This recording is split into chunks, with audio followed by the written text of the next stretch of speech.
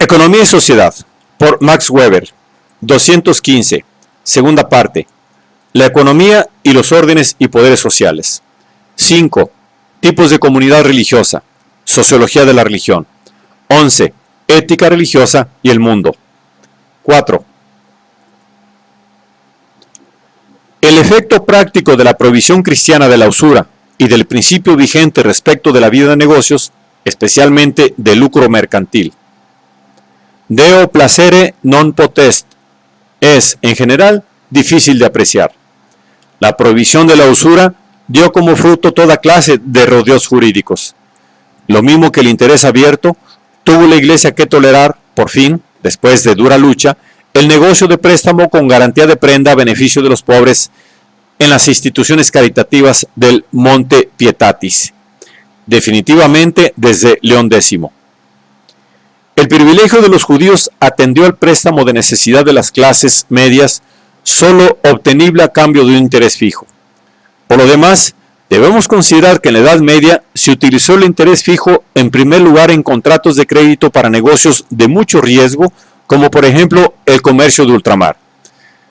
Y como se usó también universalmente en Italia en los créditos otorgados con los bienes de menores, que, de todos modos, representaba una excepción, pues lo regular era una participación de grado distinto y a veces tarifada en el Constitutum Usus de Pisa, en el riesgo y ganancias del negocio.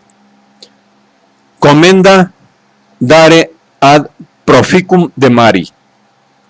Las grandes guildas o gremios de comerciantes se protegieron, sin embargo, contra la excepción de usuraria pravitas, en parte por medio de la exclusión del gremio, boicot y las listas negras, como por ejemplo la legislación de bolsa actual contra la excepción mala fides.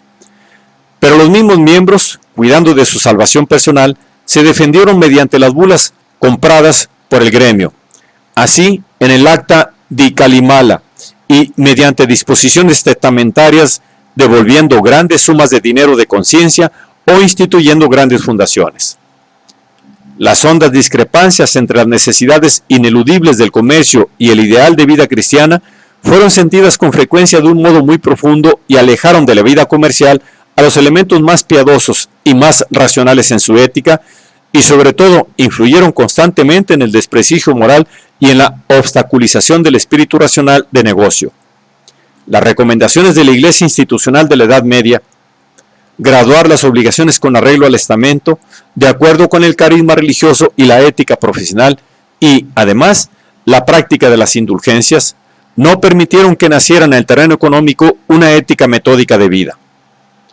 La dispensa de indulgencias y los principios más laxos de la ética probabilista de los jesuitas, después de la Contrarreforma, en nada cambiaron la situación, pues solo los hombres de sentir ético laxo, pero no los rigoristas, podían dedicarse a la vida de los negocios.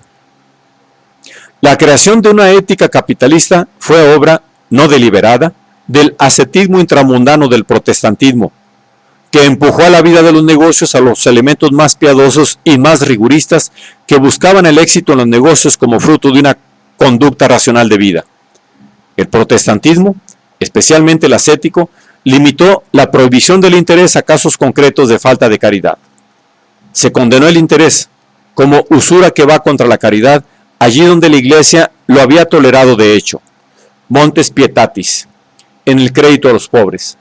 Los judíos, lo mismo que el mundo cristiano de los negocios, lo sentían como gravosa competencia, mientras que fue legitimado como forma de participación del prestamista en los beneficios logrados con el dinero prestado y en general en los créditos a los poderosos y ricos, crédito político a los príncipes. En el aspecto teórico fue obra de Salmasius. Sobre todo, el calvinismo destruyó en general las formas tradicionales de la caritas. Lo primero que eliminó fue la limosna sin orden ni concierto.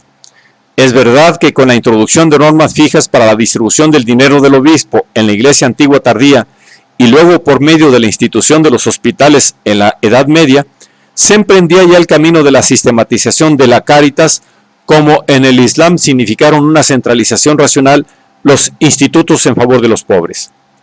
Pero la caridad sin plan había afirmado su significación como buena obra. Las numerosas fundaciones caritativas de todas las religiones éticas condujeron, como es natural, a un fomento directo de la mendicidad y, además, como ocurre en el número fijo de comidas diarias para pobres en las fundaciones monacales bizantinas y con los días oficiales de comida en China, convirtieron la Cáritas en un gesto puramente ritual. El calvinismo puso fin a todo esto, en absoluto a la consideración amistosa del mendigo. Para el calvinista, el Dios inescrutable tiene sus buenos motivos para repartir desigualmente los bienes de fortuna y el hombre se prueba exclusivamente en el trabajo profesional. La mendicidad se considera como una violación del amor al prójimo respecto a aquel a quien se pide, y especialmente todos los predicadores puritanos parten de la idea de que la falta de trabajo de los capaces para trabajar es culpa suya.